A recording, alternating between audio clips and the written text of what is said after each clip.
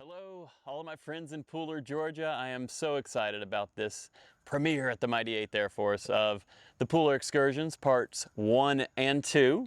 We are doing 2 episodes because when Dave Legasse, my friend down there in Pooler, started talking to me about doing the excursion there, we realized we needed 2 episodes. We couldn't showcase all these things to do in Pooler in just 1 episode, and that's what we did. 2 episodes of the excursion.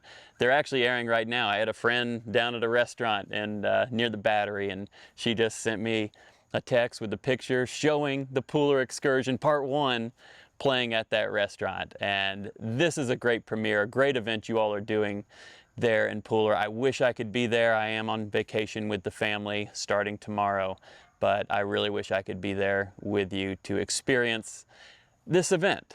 Pooler is a growing city and there's so much to do there, so much to explore, and most of all, it's the people there that made it special for me and my crew. We had a great time there. Again, I wish I could be there with you, but I know you're going to have a great time. Thanks a lot for the opportunity to represent the great city of Pooler, Georgia.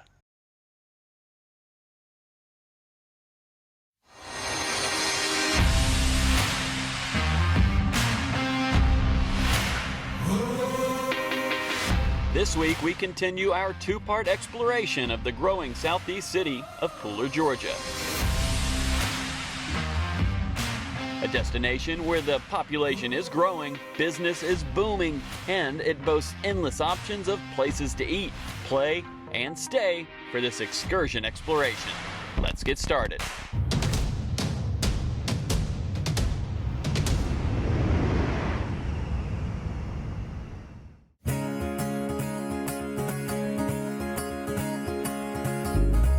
In part 1 of our Pooler excursion, we explored the worldly wonders of the Salt Table, enjoyed a rewarding experience at Royal Cinemas, home to the world's tallest IMAX and many other entertaining amenities, and of course played a round of pool at Pooler's own Savannah Quarters.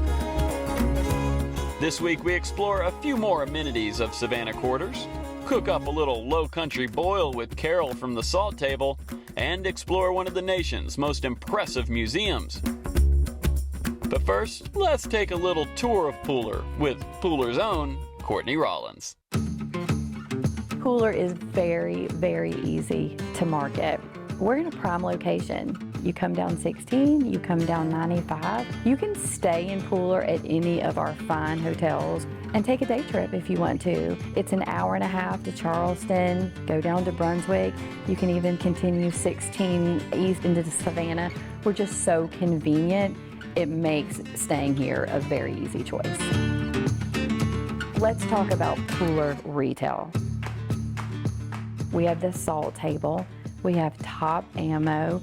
We have Nourish. All of those are homegrown right here in Chatham County. And we have so many local restaurants. We have the Chocolate Martini Bar, Non Appetit, Wild Ginger, the Taco Stash, which is right here in beautiful Savannah Quarters community.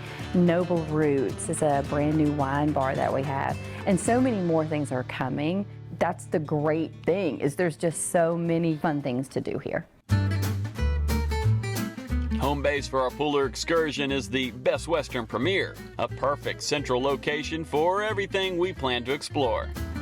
It's a wonderful location. We're right off of I-95. We are away from a lot of the traffic, so we're in good coordination from Pooler Parkway as well as about 6 miles from downtown as well. Property went through a full renovation, gutted the entire building, redone guest rooms, corridors, public areas. Right now we're the only Best Western Premier in the state of Georgia, so if you wanted to come experience the Premier life, we'd love to have you with us. Tell me why you love the Pooler area. The community, the people. I mean, it's just a beautiful, beautiful area. I mean, it's grown so much since I first moved here. It's definitely a great community to be a part of. So now that the crew and I are well rested, it's time to head back to Savannah Quarters to play around at one of the premier courses in the South. Savannah Quarters is a private community, so lucky for me, I made friends with golf pro Brandon Yeomans, who took me to the tee box, where we learned a little more about this beautiful course located in a magnificent southern setting. Savannah Quarters, I see beautiful homes, I see green everywhere. I see hawks. Right when we got here, I saw a hawk. Blue heron just flew over us. It's got to be a great place to be. It's an absolutely great spot. The area growth has been tremendous in the last 3 years. The golf course is a great layout. Our membership has continued to grow. We're a highly sought after commodity right now. The growth within the gates of Westbrook and Savannah Quarters collectively have flourished over the last 3 years. This is now a highly sought out destination for people to come live. We're very fortunate to have a great operation here. Yeah, absolutely. And to be clear, this is not for visitors driving on the interstate to pop by and play around. Correct. You got to be here. You got to make it home. Correct. It's a private facility, private golf club, fully functional. Not only do we have golf, we have aquatics, we have a family-style pool, food and beverage. We have the whole gamut in terms of club life.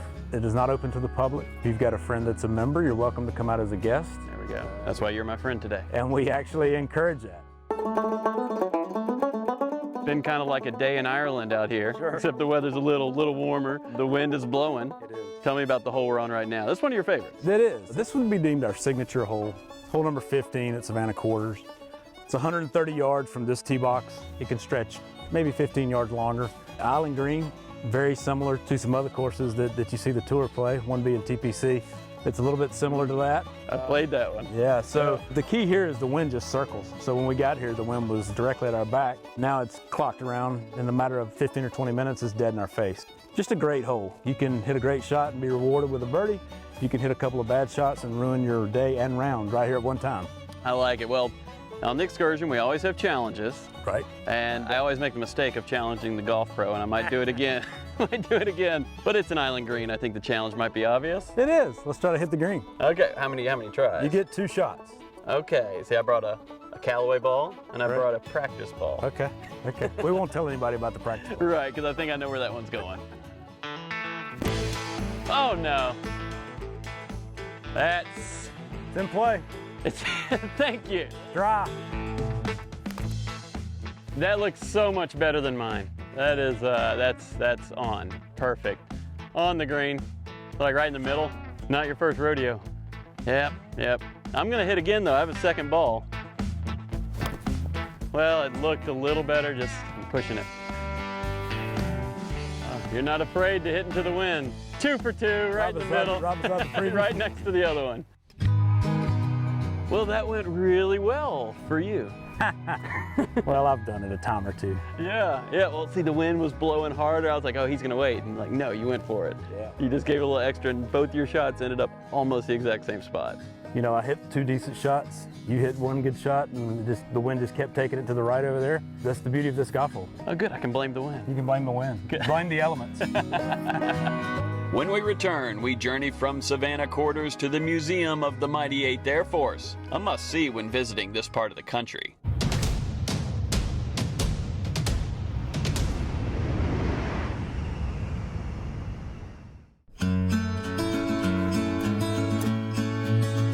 Savannah Quarters golf pro Brandon definitely put my game in check, but that didn't bring down my spirits because I knew what Pooler adventure was in store next.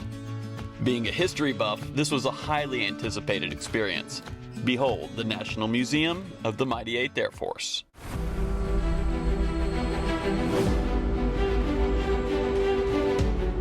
This 90,000 square foot museum most definitely achieves its mission of preserving the history and stories of the 8th Air Force, dubbed the greatest air armada of all time. And be sure to make a day of it, because every direction you look is a wealth of history, portrayed by fascinating testimonials, priceless photography, and other displays that emotionally bring you to the campaign. This museum was opened in 1986, and it was started by World War II 8th Air Force veterans, the guys who actually created this history, and they wanted to make sure that their stories of duty, honor, service, and sacrifice were not lost. So the museum was located here in Pooler because it's very, very close to where the 8th Air Force was activated in 1942, in January of 42. And it's important to this community, particularly for its educational and cultural value. We have people who are volunteers here who are sons and daughters of 8th Air Force veterans who relocated to Pooler because of the museum, and they not only serve the museum, but they serve the community of Pooler as well. this room is definitely the one that sticks out to me. You know, you have so many planes all around. Obviously, we have the centerpiece here. This is a real B-17, although this one rolled off the assembly line about a week after the war ended in Europe. It was scheduled to go into combat. And this is one of the 2 heavy bombers that these teenagers and young men flew in World War II. This whole idea of bombing your enemy on the scale that they did in World War II had never been done before. And it was up to the 8th Air Force to implement what was a theory at that time. Yeah, they were first. They were first. This was a new way of conducting warfare from the air, had not been done before. You also have to remember that these planes are unpressurized, meaning once you get above 10,000 feet, the crew is on oxygen because the air is so thin. And additionally, most of the planes, there were portions that were open, and it's 50 below zero at 20, 25,000 feet. So you had the movies, and it doesn't seem to capture that, you know? Yeah. They talk about the 4 Fs. They talk about fear, which accompanied them on every flight. You had frostbite, you had the fighters, and so the German Luftwaffe, the fighters are coming on you, and then you have flak. There were more planes and crews lost to flak, which was the anti-aircraft fire coming up from the ground. Okay. These heavy 88 millimeter guns could fire shells as high as 5 miles, so they could reach these B-17 and B-24 formations.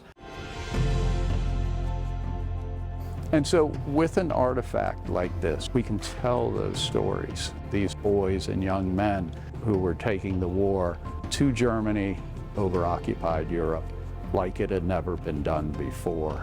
We do hear a lot about, you know, what went wrong and the things that went wrong. How successful were these missions when it came to accomplishing their goals? Twofold mission of the 8th. First, destroy the German Luftwaffe. We're going up against the most experienced, the most technologically advanced Air Force in the world. 2, you cripple the German war-making machine, the munitions factories, the railroad, marshalling yards, the submarine pens. You take out the enemy's ability to wage war. Were they successful? Yes. Ultimately, what the 8th did was soften up the enemy and win supremacy in the sky so that the D-Day invasion could be launched in June of 1944. D-Day, when it occurred, would have looked very different, and who knows what the results might have been if the 8th hadn't been successful in achieving its mission. I couldn't imagine going on one of these missions at 19, 20 years old, coming back in a plane that looks like Swiss cheese if it came back at all, and then being told, we need you back out there. Originally, air crews flew 25 missions, then that was increased to 30, and towards the end of the war, 35 missions. The 8th was never turned back by the enemy. The only thing that turned back the 8th was weather. You talk to the veterans, we just did what we were asked to do. They're very humble about it, but there really isn't an answer other than to say, this is what we were trained to do. We were serving our country. We had a responsibility, and we met it day after day after day.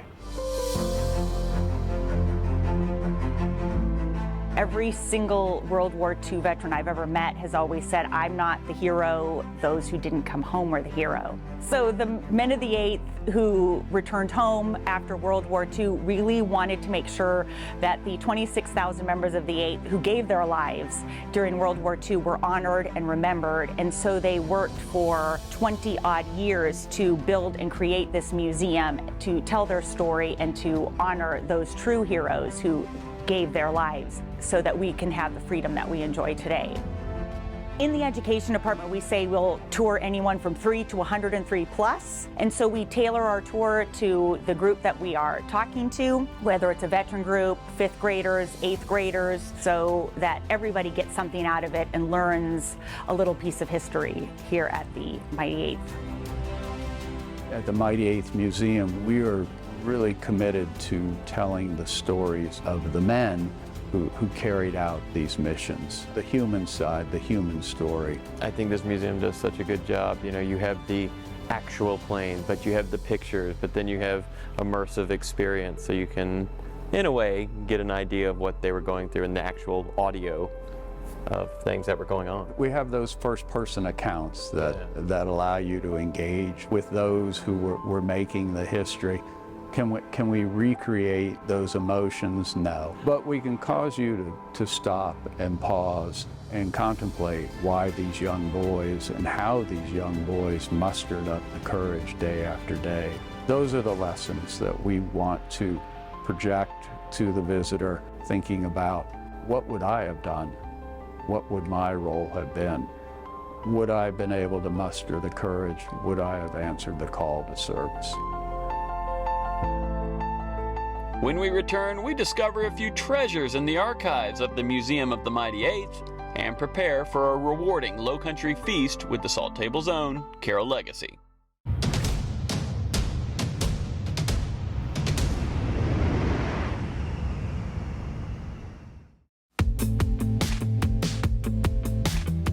Let's continue our Pooler excursion exploration of the massive Museum of the Mighty Eighth with a journey upstairs to explore a few special treasures that currently reside within these historic walls.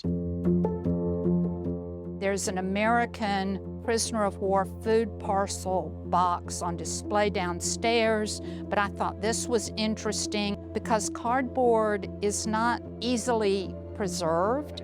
And so this one was done by the Canadians for distribution to some of their pilots or air crews. A vintage typewriter that has the distinction of being the typewriter that Chaplain James Good Brown used when he typed the manuscript for his voluminous book, The Mighty Men of the 381st. Heroes All. Then I've got a gun camera that was used for all of our fighter pilots so that if two pilots were shooting at the same German plane, they could hopefully, by examining the film after a mission, know who to award the destruction of a German fighter plane to. After soaking in a few more fascinating historical stories, I took one last peek at the Flying Fortress and then decided it was time for me to chow down, excursion style. Now, the museum does boast an amazing restaurant to its credit, but I had been anticipating this unique Pooler feast offered by the Salt Table. So Dave and Carol swung by the Pooler store, picked up a few ingredients, and we all headed back to their home in beautiful Savannah Quarters to begin this low-country excursion reward. It's so exciting to have you here. There's no better way to end it than with a low country boil and kind of a party Southern style. I agree, and what was so cool, I go around the store, I see what seems like hundreds, thousands spices. A lot of choices. Yeah, right. So you've narrowed it down for me because I didn't know what to do with it. I have, yes. So for our low country party today, you always have to have your chips and you've got to have your cheese straws because cheese straws are all about Georgia, right? That's right. That's These right. are made just a few miles up the road. They are made in Rincon by a wonderful person called Luann. So she's been supplying cheese straws to us for years. We've used some of our seasonings in some of the dips. We've got our everything but the bagel in a hummus. And then we've got our leek chive and onion in a sour cream dip, great with our chips. And then we have a cilantro and lime seasoning that we put into the guacamole. And then we have a peach and Vidalia onion salsa. All right. I'm gonna get a sample chip here. All right. Peach, Vidalia. So the little sweet, the little heat. All right. Nice. I taste that Vidalia onion. Okay, so this is I remember that spice, everything but bagel. Everything but the bagel. Okay. You know, dip mixes are one of the easiest ways to put together a party. Yeah. Yeah, it just kind of hits the spot, doesn't it? All right, so the low country boils, we've got our potatoes, our corn, and our kielbasa sausage in a seasoning blend. There's a little bag in there. Yeah, a little bag of the seasoning, so it makes it just that And is little. that what you do here? That's what you do here. So you've got Got the bag, you got the seasoning blend. Got it. So the final pièce de résistance Yes. is putting in the shrimp. And I think you deserve the honors today. Me? Yes. Oh, I don't think the crew thinks I deserve this honor. but- I think you do.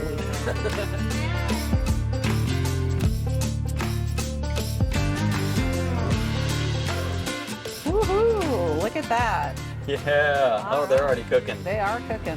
And they don't need to be in here long. They don't. Maybe a couple minutes. We'll keep an eye on them. And then what we also have with it, we've got some potato salad and some nice cucumbers, tomatoes, and of course, watermelon. And in the South, if you didn't know it, we like to salt our watermelon. Oh, exciting. Himalayan pink. Himalayan pink salt. When we return, it's chow time in Pooler, low country style.